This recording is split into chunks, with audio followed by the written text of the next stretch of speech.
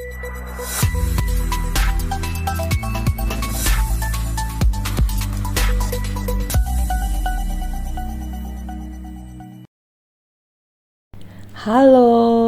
saya Tresia Maya SPDGR, Guru Sekolah Dasar Negeri 18 Kendari, Kota Kendari, Sulawesi Tenggara. Kali ini saya akan mengajar mata pelajaran IPAS di kelas 5 dengan materi sistem peredaran darah pada manusia. Saya menggunakan pendekatan pembelajaran berdiferensiasi dan mengintegrasikan pembelajaran sosial emosional sebagai langkah awal mempersiapkan kesiapan siswa belajar.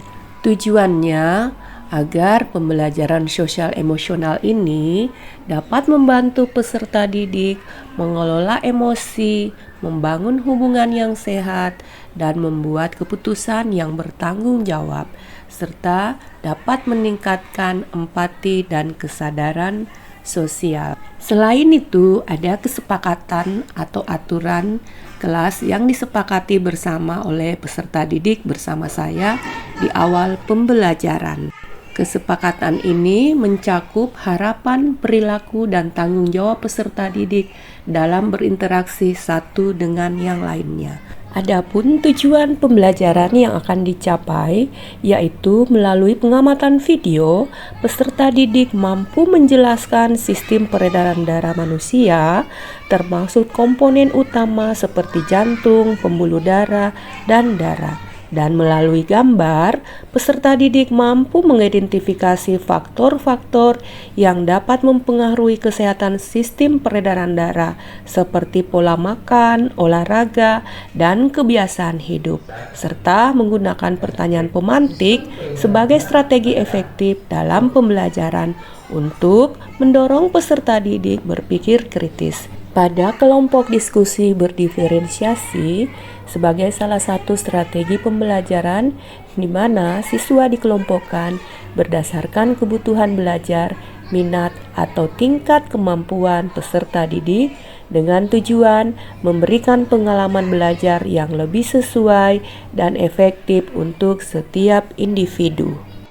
Pada penempatan kelompok peserta didik didasari dari hasil identifikasi gaya belajar peserta didik sebelumnya, sehingga dalam pembentukan kelompok saya petakan berdasarkan kelompok visual. Peserta didik lebih memahami informasi melalui gambar. Nah, pada kelompok auditori, peserta didik lebih mudah memahami informasi melalui mendengarkan, seperti melalui diskusi atau ceramah. Sedangkan pada kelompok kinestetik, peserta didik yang belajar paling baik dengan bergerak dan melakukan atau menyentuh seperti melalui permainan peran. Nah, tampak pada gambar saya melakukan pembimbingan di mana pada kelompok anak ini menggunakan gadget sebagai media dalam mempresentasikan hasil belajar kelompoknya.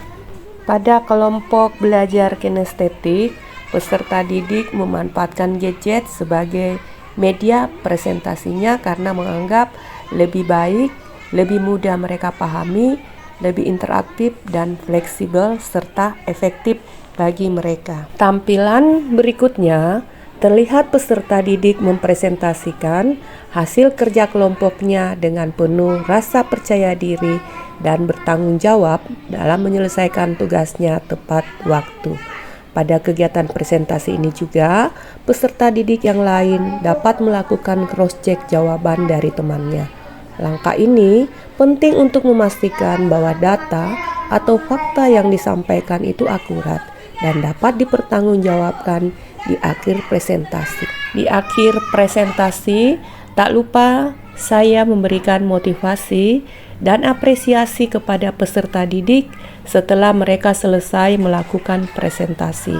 Hal ini sangat penting untuk meningkatkan rasa percaya diri, motivasi belajar, dan keterlibatan peserta didik dalam proses belajar, serta mereka belajar untuk menyusun kesimpulan yang kuat di akhir presentasi Ini juga penting untuk memastikan pesan utama dari materi tersebut sudah tersampaikan dengan jelas. Langkah terakhir adalah memberikan evaluasi. Evaluasi ini sangat penting untuk membantu saya mengukur sejauh mana tujuan pembelajaran saya tercapai atau tidak dan memberikan umpan balik untuk perbaikan di masa depan. Nah, semoga video ini bermanfaat untuk kita semua.